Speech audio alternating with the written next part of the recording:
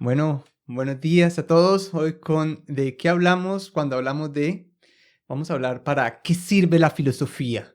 Bueno, es clarísimo que todos los que hemos dedicado nuestra vida a el estudio de la filosofía siempre nos han preguntado, ¿y eso para qué sirve? ¿Para qué sirve la filosofía? Es claro, es obvio que no sirve para hacer cosas, ¿no? En el sentido de maletines, camas, puertas, edificios, no sirve para hacer esto. Pero ¿y entonces sirve para algo? Incluso hay académicos, hay personas que dicen, es que no tiene que servir para algo la filosofía. El mero hecho de que sea un ejercicio intelectual, de pensar, ya es suficiente, porque no todo tiene que ser práctico. Sin embargo, aquí voy a disentir y considero que la filosofía sirve y sirve para mucho porque es una disciplina desestructuradora y reestructuradora de la realidad. Es decir, la filosofía puede reorganizar la forma en la que nosotros concebimos el mundo en el que vivimos. Y voy a poner un par de ejemplos.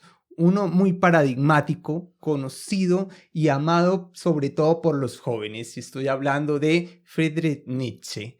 Nietzsche es un autor que apasiona a la juventud y básicamente con esa premisa de Dios ha muerto. Uno dice, wow, Dios murió, pero ¿y qué pasa? ¿Qué es lo que busca Nietzsche realmente con la muerte de Dios?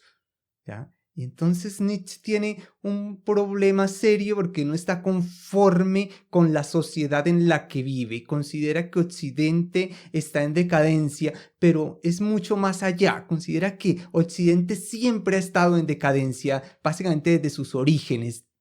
¿Ya? ¿Y por qué? Porque el problema de Occidente viene siendo la moral cristiana, el cristianismo, ¿ya? Donde el hombre realmente no puede crecer a su máxima expresión, no se puede desarrollar en todo lo que puede dar y está supeditado a una voluntad externa, una voluntad divina que le tiene que decir qué hacer, qué no hacer, incluso reprimir sus deseos más básicos o sus deseos de voluntad, de poder, de querer hacer. Tiene que reprimirlos frente a ese poder externo.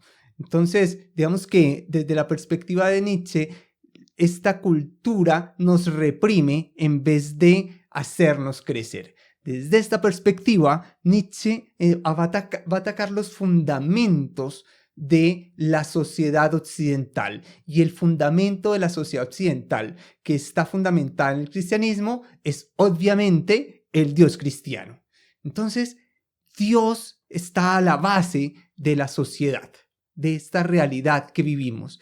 Cuando se enuncia, se proclama la muerte de Dios, esta sociedad va a quedar sin ¿qué? Sin fundamentos.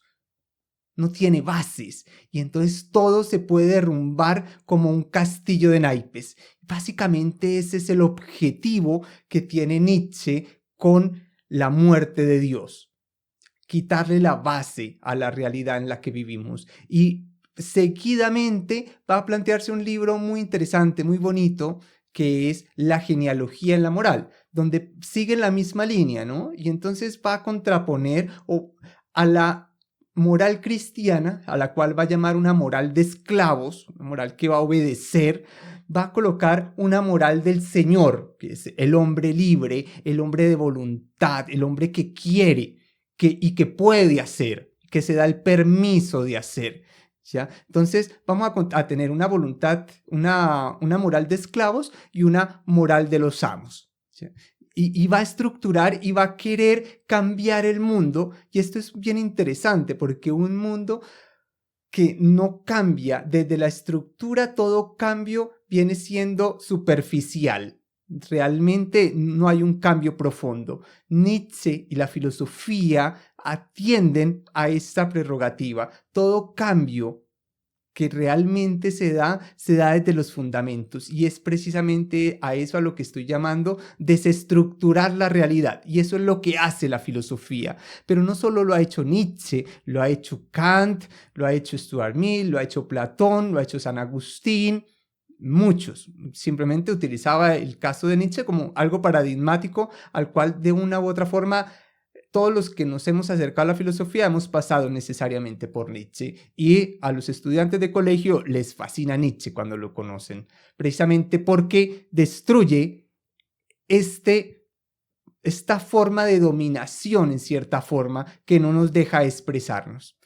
Voy a colocar otro ejemplo menos paradigmático, el sentido de conocido, pero que realmente lo vivimos ahora, y es el origen del neoliberalismo, el modelo económico-político que tenemos en la actualidad. Y este modelo surge gracias a una obra en 1960, Los Fundamentos de la Libertad, escrita por Friedrich Hayek. Y entonces Hayek en este libro va a analizar la libertad, pero se va a enfocar en la libertad individual como un valor supremo. Y va a decir, el Estado tiene que estar al servicio del individuo.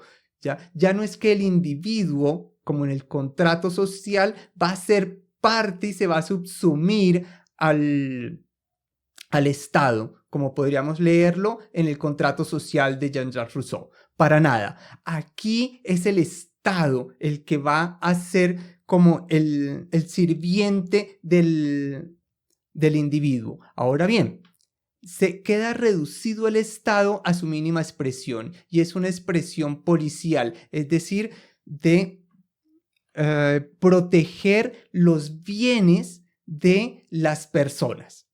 Y el que no tenga, pues obviamente no va a ser protegido. De hecho, es protegerlo. ¿De quién se van a proteger los bienes? Pues precisamente de las personas que no tienen. Entonces, se va a plantear allí una especie de protección para los ricos en contra de los pobres.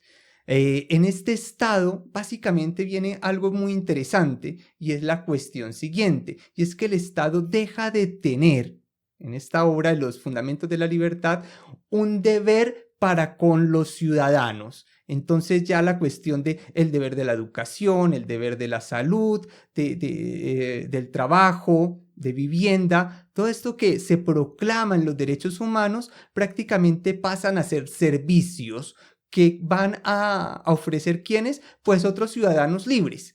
Y simplemente el Estado es el que permite la negociación entre individuos. La configuración cambia, ya no existe un estado de bienestar que protege y que tiene como objetivo el bienestar de sus ciudadanos, para nada. Ahora, miren cómo cambia, se desestructura la realidad, ¿ya? Y el Estado pasa a ser otra cosa y los ciudadanos pasan a ser otra cosa, y vivimos en este mundo, un mundo que inició, por lo menos desde Hayek, que se pone en práctica este modelo que va a ser conocido como el neoliberalismo, por allá en la dictadura de Augusto Pinochet en Chile, y después lo van a poner en práctica en Inglaterra con Margaret Thatcher y Ronald Reagan en Estados Unidos, y después el neoliberalismo para todo el mundo. Es interesantísimo porque decimos, pero es que eso salió de economía, de la política. No, los fundamentos, los que van a realmente a organizar, a hacer razonable este mundo, es precisamente la filosofía. Este pensamiento de constructor y reconstructor que siempre está organizando el mundo. Otro gran ejemplo, por ejemplo, podemos ver en la Revolución Francesa. La Revolución Francesa, ya, por muy sangrienta que haya sido, ¿qué tenían bajo el brazo los burgueses revolucionarios? Los que querían el poder, pero estaban excluidos del poder, ¿ya? Y tenían bajo el brazo precisamente una obrita, ¿ya?, de Jean-Jacques Rousseau, el contrato social, algo que decía a mediados del siglo XVIII, todos los hombres somos iguales. Es increíble decir eso, absolutamente revolucionario, ¿ya?, en una sociedad donde se consideraba que unos hombres por naturaleza eran superiores a otros.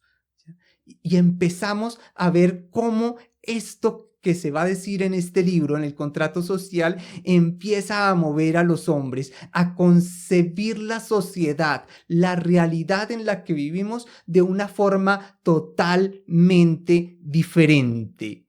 Entonces, la pregunta es, ¿para qué sirve la filosofía? Pues precisamente sirve para pensarnos mundos distintos. Podríamos pensarnos un mundo, como dirían los zapatistas en México, donde quepamos todos.